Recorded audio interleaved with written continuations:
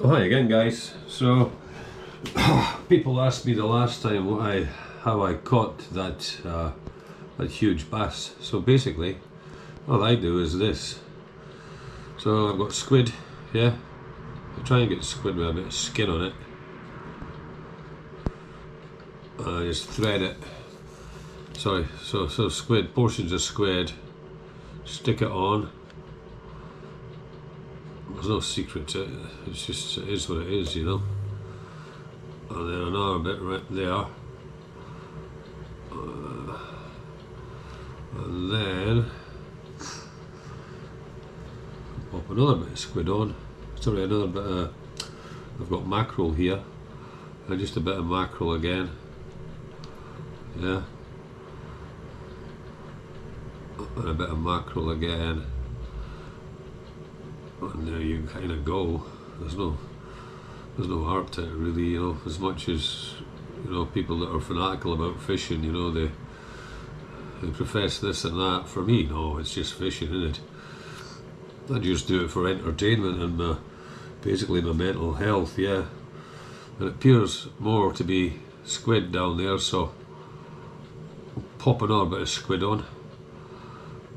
And one more loop.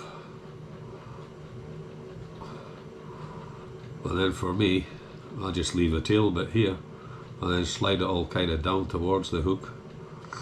And that's kind of it. And then I bind it with elastic like everybody else does. I mean, this used to be, well, my late mother, you know, she, in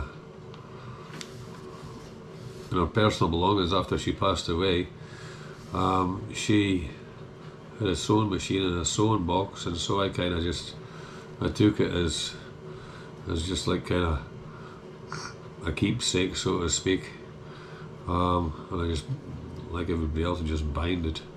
It doesn't matter how it looks, you know. I doubt if the fish can see as well as we can, but it just helps keep it on the hook for when I'm down the pier, and it saves me changing it out all the time. And there's nothing worse than casting, isn't there? You cast and you think, oh, I wonder if the bait's still on. Whereas with this, you know it is, isn't it? Yeah, is it still on? Is it still on? You think, oh my God, you know, it could be down there. So you cast it out for maybe 20 minutes, half an hour, but it could be that when you cast it, the bait comes off and then you're stuffed, to be honest. And so, yeah. As I say, and that's kind of it, and that's all I do. I think one of the things that attracts the fish to my bait maybe is because I'm always freezing and defrosting, so it must be pretty stinking. You know, it must be smelly for sure. You know, I can smell it in the car as I get there to whatever venue I'm going to. And yeah, here we go, and I've tied it just like a whatever. And that's it. And the usual setup, one down. I slide it all down to the hook a bit. And even though they come and nibble it, you know, and that's kind of it. And that's it, that's what I do anyway, and I just trim off the elastic bits. And yeah, fish are obviously hungry, that's why they're coming in, isn't it? They're coming on the tide to feed. And they're looking for whatever's out there. So that's one, and then I do the same with the other hook, so one up, one down. And yeah, that's it. I mean, I'm not a professional by any means, you know, I just go out. I'm a nurse. And I have been for a long time. And this is just basically to get me out of the house. It's for my mental health. And if I catch something, it's a bonus. If not, certainly at Worthing Pier, if you go fishing there, you'll always meet lots and lots and lots of different characters. Really nice people. I haven't had any, I mean, I've only been down a few, but I've fished it over the years, but yeah, good people, good guys, and I've got a lot of subscribers off of that Worthing and Worthing Pier. And then the squid is more robust, I think, than the mackerel, so I always put that on, try and put that on last if I can. But yeah, I mean, it's pretty stinky as it is just now. Yeah, and then I just leave a tail a lot of people will disagree. They'll say, oh no, they'll just nibble and then they'll go. Everybody at their own, you know. I don't believe that, but fish or fish, whatever fish. I used to breed fish for tropical fish shops up in Scotland, and even though I had to go away for a few days, you know, and I knew that I'd come back and all the gravel and what have you was disturbed by the fish because they couldn't see the food that was, the remnants of food that was left, but I'm sure they can smell it. And I think that because this is absolutely reeking just now, it adds to the aroma, or even the taste, you know, it adds to it. And yeah, they're not the bonniest of presentations, but as I say, I don't believe they can see as well as us, and they'll go more on what's going around in the water. And then I do that, and a lot of people will disagree with me again here for sure, because what I do is, once I've done this, I'm just going to tie this off, and a lot of people don't tie. I just do it just for mind's sake, so to speak.